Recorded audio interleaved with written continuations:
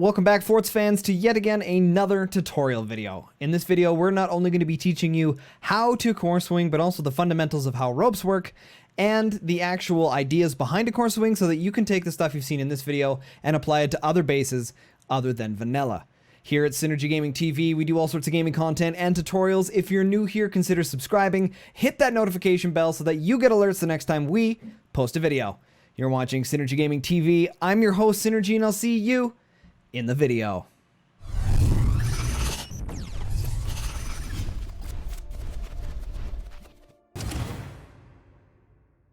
Alright guys, so once again in this tutorial video we're going to be in sandbox mode so that we can stop and talk, not being harassed by AI or by players. First things you want to ask yourself before you even begin doing the core swing are a few things. One of them is the trajectory angle of your opponents. Do they have an opportunity to shoot downward on your base? And what I mean by that is, let's look over here. Do they have an angle? If you look here, if you just go straight across, okay, not that bad. Here, number 2, 3, and 4 all have a downwards angle, okay, a downwards trajectory at your core, okay? And if we bring this one down, kind of like this, at the core. This is really bad. And it's a really, really good reason for you to want to do this style of core swing. Number 2, you want to make sure that you double check the wind floor on the map.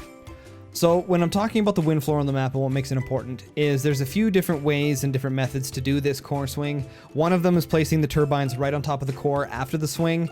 And obviously if your wind floor is garbage, you're going to want to bring them up a little bit and then place them on top. We'll talk about that here in just a little bit.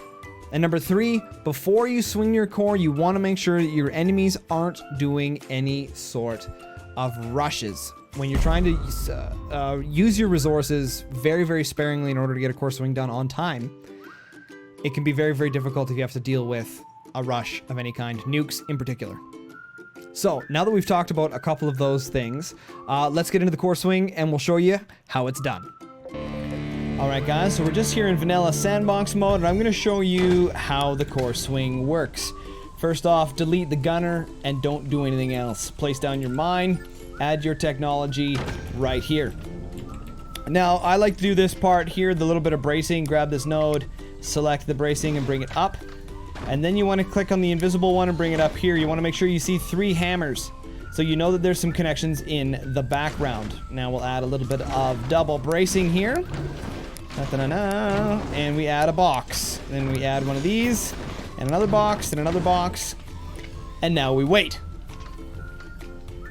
And we wait, and we wait. Now, one of the keys to this whole core swing is to make sure you don't sell off anything on your base until you're almost ready to swing, just to help hide the fact that you're going to do a core swing. So you want to take a look, obviously, at your opponent, see what they're doing, make sure there's no nuke rushes coming or anything crazy like that. And this is starting to get finished. This should almost synergize exactly when this completes. You should be able to place down your munitions plant. So there we have it, and it goes down.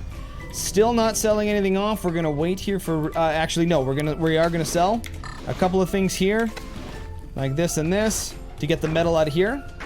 And we want that because we're gonna place down a metal storage there, and we want to place a battery here. As soon as you have these 3 components, or these, I should say this box right here filled up, you can go ahead and sell off everything else. Build this strut out here, full across 3 and up on just a slight angle, and then connect it. Then you want to make sure you're getting this bracing back here, the long one, because we built this in behind. We grab the rope, and we grab a rope, and you're ready to swing. This strut only. And delete. It's all going to rotate. Boing! There we go. Does some crazy janky bounces.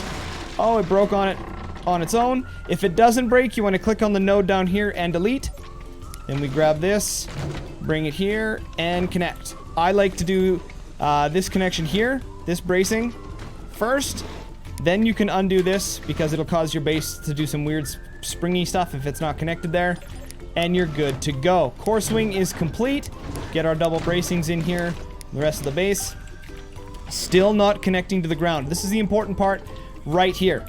Okay, at this point, you are going to be ready to do a cannon. As soon as this completes, a cannon's going to go down. You still got your wall up. Everything's good. Timeline. Cannon. Look what time it is. F8. We're at 2 minutes and 50 seconds. You've got a cannon down. Now, on this map, we can sell this off. And we background bracing this. So the reason I'm placing the cannon here in this specific location is because if you look at the wind floor, as we talked about in the beginning of the video, 50%. It's trash. 62% trash. So I bring it up one more.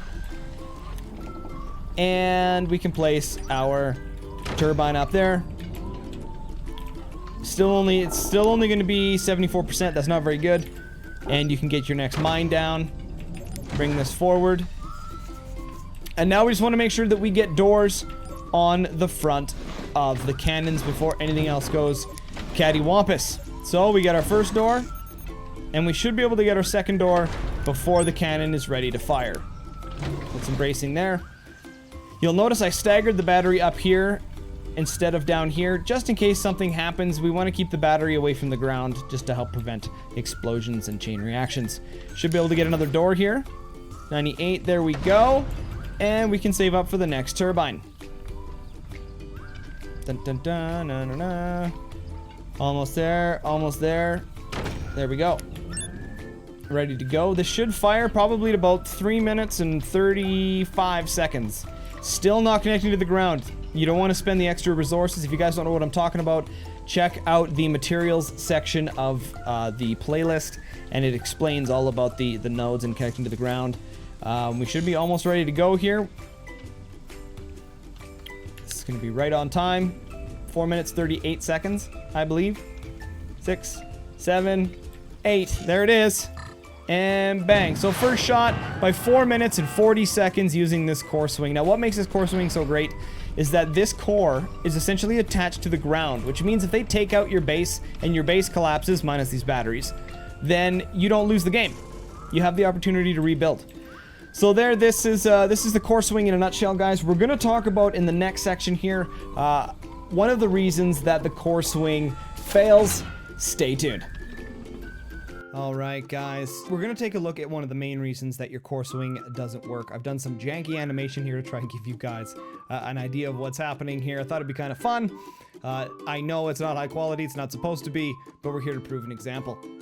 So the first thing you'll notice is gray equals non-ownership with the big red arrow at the top. This is the part after you've done the core swing. You're no longer attached to anything. You've just got your core suspended by 2 ropes. You haven't deleted anything, and you haven't attached. So the first thing I want to do is go ahead and remove the core, and we're going to look at this strut here. So this one is the bracing that's holding the core in place. So normally we want to remove these 2 right here, and we do that by clicking on this node. So when we click on that node, it ends up deleting both of those braces, and then they end up just disappearing and everything's good. It's what happens when you miss it and you click on the strut. So we're going to remove this strut and we're going to show you what happens, right? So that all disappears. Now this bracing here is left to swing, and when it swings, it creates a problem on that node right here. So because you own this and you're connected to a rope that is connected to something you don't own, it creates some really crazy, janky interaction. It causes this rope to snap, and then your core just falls to the ground and goes.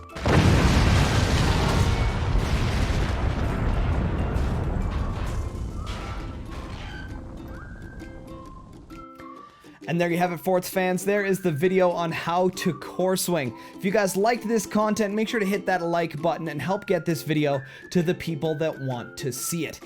You're watching Synergy Gaming TV. Remember to subscribe. I'm your host, Synergy, and I'll catch you guys on the flip side.